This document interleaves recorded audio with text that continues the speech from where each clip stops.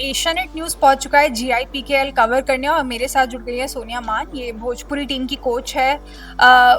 Sonia, coach का जो एक रोल होता है बहुत इम्पोर्टेंट होता है, टीम को एक साथ लेके चलना, और कोच को देख के ना एक अलग सा ही कॉन्फिडेंस आता है प्लेयर में। तो ये इस पोजीशन में आप लग रहा है कि क्या क्या चैलेंजेस आपको फेस करने पड़े? चैलेंजेस तो मैम बहुत फेस करने पड़ते हैं, क्योंकि अब जैसे GIPKL में हमारी जैसे टीम परफॉर्म कर रही है, अलग अलग कंट्री के भी बच्चे हैं उसमें, अलग स्टेट के भी बच्चे हैं। जैसे आई थिंक तमिलनाडु का भी हमारे में एक बच्चा है, तो उनके साथ कम्युनिकेशन करने में, क्योंकि उनकी लैंग्वेज हमें समझ में नहीं आती, लेकिन फिर भी हम चाहते हैं कि अपनी टीम को एक अच्छा सिखाएं और अच्छा, ताकि परफॉर्मेंस अच्छा दे हमारी टीम। बाकी चैलेंजेस ऐसे कोई वो चैलेंज नहीं है कि हमारी टीम कैसा परफॉर्म करेगी। ऑफ कोर्स अगर हमने उन्हें कोचिंग अच्छी दी है, फर्स्ट होता है डिसिप्लिन। अगर हमारे बच्चे डिसिप्लिन में हैं, वो ऑफ कोर्स 110% अच्छा करेंगे ही। तो आपकी जर्नी कहाँ, अगर मैं आपकी जर्नी की बात करूँ, वो वहाँ उसकी शुरुआत कैसे हुई? मैम, मैंने 7th क्लास से स्टार्ट किया था गेम, और आज मैं यहाँ हूँ एक कोच की पोजीशन पे।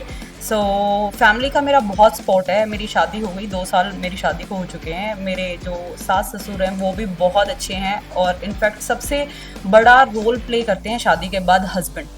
और अगर आज मैं यहाँ हूँ, बच्चों को सिखा रही हूँ, और इस लेवल पे अगर मैं इस लीग में हूँ, तो मैं इसका क्रेडिट अपने हस्बैंड को देना चाहूँगी। मतलब बहुत सपोर्टिव है। तो ये जो एक इन्होंने बताया कि हस्बैंड का काफ़ी सपोर्ट है, तो ये काफ़ी एक सुंदर मैसेज आता है कि अगर आप मैरिड हो भी और आप एक कोच का रोल कर रहे हो, तो अगर आपके इन लॉज और आपके हस्बैंड आपको सपोर्ट कर रहे हैं तो काफ़ी अच्छा चलेगा करियर। तो अच्छा, ये बताइए कि ये तो आपने बात करी शादी के बाद, जो शुरुआत हुई आपने बताया 7th स्टैंडर्ड से आप इसमें आए। मेरी फैमिली का भी बहुत अच्छा सपोर्ट रहा है। मेरे जो फादर हैं वो रेलवे में हैं, लेकिन उन्होंने कभी ये वो नहीं किया कि भाई लड़की है तो बाहर नहीं निकलना, ये नहीं करना। ऑफ कोर्स मेरे जो फादर हैं वो मुझे छोड़ने जाते थे, ट्रेन होती थी, बहुत स्ट्रगल। हम ऐसा नहीं है कि हम स्पोर्ट्स प्लेयर हैं तो सिर्फ हमने स्ट्रगल किया है, हमारे साथ हमारे पेरेंट्स ने भी स्ट्रगल किया है। तो इंडिया का ये जो ड्रीम है कि हम जो हमारे इंडिजिनस स्पोर्ट्स हैं, खो खो हो गया, कबड्डी हो गया, इन सबको हम एक नया प्लेटफॉर्म, एक ग्लोबल प्लेटफॉर्म देना चाहते हैं। हम इन्हें, इस गेम को ओलंपिक्स में भी शामिल करना चाहते हैं। कैसे देखते हैं? मैम, हम तो यही चाहते हैं, ऑफ कोर्स कोच तो यही चाहेंगे कि हमारे जो बच्चे हैं, हमारे पास जो प्रैक्टिस करते हैं, वो हमसे भी ऊपर लेवल पे खेले।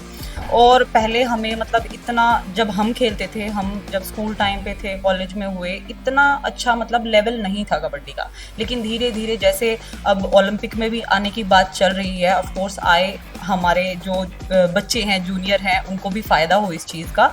तो ऑफ कोर्स हम तो यही चाहेंगे कि और अच्छी लेवल। तो गवर्नमेंट की तरफ से आपको क्या रिक्वायरमेंट्स है, आप क्या चाहते हैं गवर्नमेंट की तरफ से? क्योंकि गवर्नमेंट जो है वो इन सब इनिशिएटिव्स को पुश कर रही है, बट आप ऑन अ पर्सनल लेवल, या तो वो इंफ्रास्ट्रक्चर हो गया या फिर और फैसिलिटीज़ हो गई हमारे प्लेयर्स के लिए, डाइटिशियन हो गया, या और भी इक्विपमेंट्स, आजकल टेक्नोलॉजी भी जो है वो काफ़ी मेजर रोल प्ले कर रही है। तो इन सब के लिए आपकी गवर्नमेंट से क्या रिक्वायरमेंट है?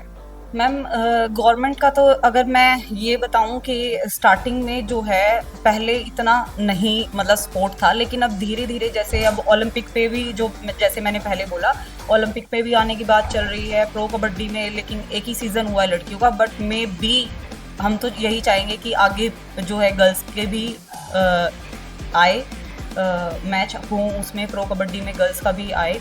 तो ये है कि गवर्नमेंट जो है, हम तो बच्चे तो ऑफ कोर्स, कोच और बच्चे तो यही चाहेंगे कि इतने अच्छे लेवल पे जाए कि लड़कियों को भी एक अच्छा प्लेटफॉर्म मिले कबड्डी की तरफ से। जैसे बॉयज़ को प्रो कबड्डी लीग इतना अच्छा परफॉर्म कर रही है, तो सपोर्ट चाहते हैं ऑफ कोर्स। अच्छा, यंग वुमेन के लिए आपका क्या एक आखिरी मैसेज रहेगा? आप क्या चाहती हैं कि इस इंटरव्यू को कोई देखे तो क्या एक चीज़ उनको दिमाग में रखनी चाहिए अगर इस स्पोर्ट में, स्पेशली कबड्डी में, आगे बढ़ना है? तो मैम, मैं ये चाहूँगी कि कुछ बच्चे जो है स्पोर्ट्स में इसलिए आते हैं कि हमें पढ़ना नहीं पड़ेगा।